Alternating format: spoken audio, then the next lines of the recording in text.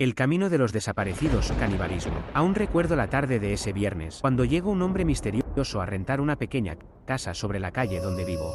Varias veces coincidimos en el autobús cuando yo salía de trabajar e iba de regreso hacia mi casa. Él parecía ser amable y alegre, siempre sacaba plática sobre noticias recientes, sobre el clima, o simplemente saludaba con una sonrisa. Aunque desde el primer momento en que lo vi, supe que algo no estaba bien, siempre había algo en su mirada que me hacía sentir incómodo. Pronto comenzaron a suceder cosas extrañas en la colonia en la que vivo y las que colindan. Un hombre de avanzada edad desapareció sin dejar rastro alguno. La verdad, cuando me enteré de la noticia, lo primero que pensé fue que tal vez se había ido a otra ciudad a vivir con su familia. Pasó aproximadamente un mes y me enteré que había desaparecido un joven, el cual, por lo que la gente dice, el tipo vivía solo. La mujer con la que vivía lo habría dejado ya que él tenía un problema muy grave con el alcohol. Sin embargo, no le tomé mucha importancia, pues pensé que nada me pasaría. Eso fue un grave error. Todavía recuerdo esa fecha, el 9 de septiembre, un viernes negro. Eran las 9:21 de la noche. Mientras regresaba del trabajo, bajé del autobús y caminé por el camino solitario que a diario transito para llegar a casa.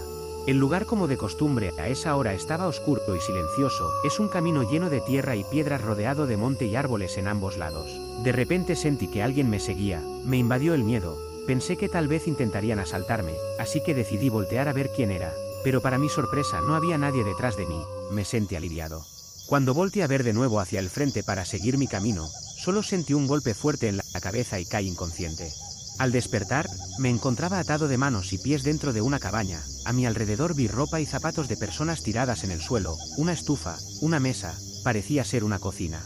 Pero pronto la puerta se abrió y entró un hombre. Era él, ese hombre que hace meses habría llegado al pueblo. Me miro y me explico fríamente que no era nada personal, que simplemente quería desprender parte de mi cuerpo para comérselas. Se dirigió hacia la estufa y de un sartén sacó carne ya preparada. Se sirvió en un plato, se sentó en la mesa y comenzó a comer. Él solo decía que necesitaba más y más, y que mi carne sería su próxima cena.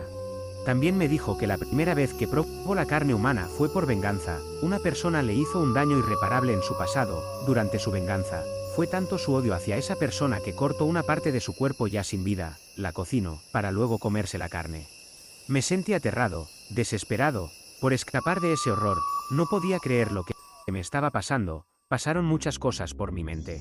No podía creer que ese tipo estaba enfrente de mí comiendo carne humana. Le supliqué que me dejara ir, pero él se negó. Comencé a llorar y a suplicar que me dejara ir, pero él solo se reía de mí. Sonó su celular, una llamada entrante. El caníbal se levantó de la mesa y, con una frialdad aterradora, atendió su teléfono, ignorando mis súplicas desesperadas. Durante la conversación, noté cómo su mirada se volvía distante, como si algo más importante hubiera capturado su atención. Sin decir una palabra, salió de la cabaña, dejándome solo, con una oportunidad única para escapar. Con el corazón latiendo frenéticamente, busqué desesperadamente una forma de liberarme. Mi vista se posó en un clavo oxidado incrustado en la pared de madera. Con esfuerzo y dolor, logré cortar las cuerdas que ataban mis muñecas. Sentí un dolor punzante mientras rompía la cerradura de la puerta con desesperación. Cuando finalmente salí, el aire frío del bosque me golpeó, pero no me detuve, solo corrí, tratando de alejarme lo más posible de esa cabaña infernal.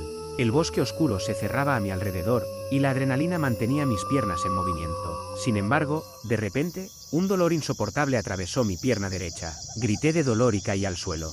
Miré hacia abajo y vi un cuchillo clavado profundamente en mi carne, con la sangre brotando rápidamente. Intenté moverme, pero el dolor era paralizante. Apenas podía respirar cuando escuché los pasos pesados acercándose. Miré hacia arriba y vi al caníbal, caminando lentamente hacia mí con una expresión de satisfacción sádica en su rostro. La luz de la luna iluminaba sus facciones retorcidas por la locura. Pensé que todo había terminado, que no había escapatoria. Pero entonces, su expresión cambió. Sus ojos, llenos de arrogancia, se abrieron de par en par, y el terror deformó su rostro. Se quedó inmóvil, mirando algo detrás de mí, algo que no podía ver.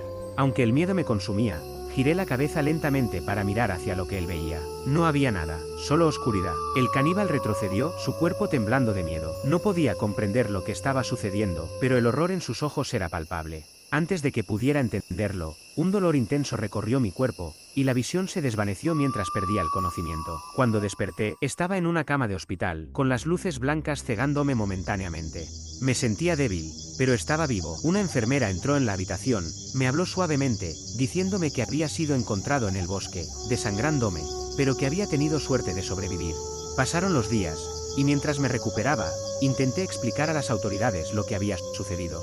Les conté sobre el caníbal, sobre la cabaña, sobre el cuchillo. Pero cuando regresaron al bosque para investigar, no encontraron nada. Ni rastro del caníbal, ni rastro de la cabaña. Era como si todo hubiera sido un mal sueño. Sin embargo, yo sabía que era real. El miedo seguía latente en mí, como una sombra que no podía sacudir. Sabía que él estaba ahí afuera, libre, y que en cualquier momento podría regresar. Pero lo que más me perturbaba, lo que me mantenía despierto en las noches, era la imagen de su rostro, congelado en un terror puro, mirando algo que yo no pude ver.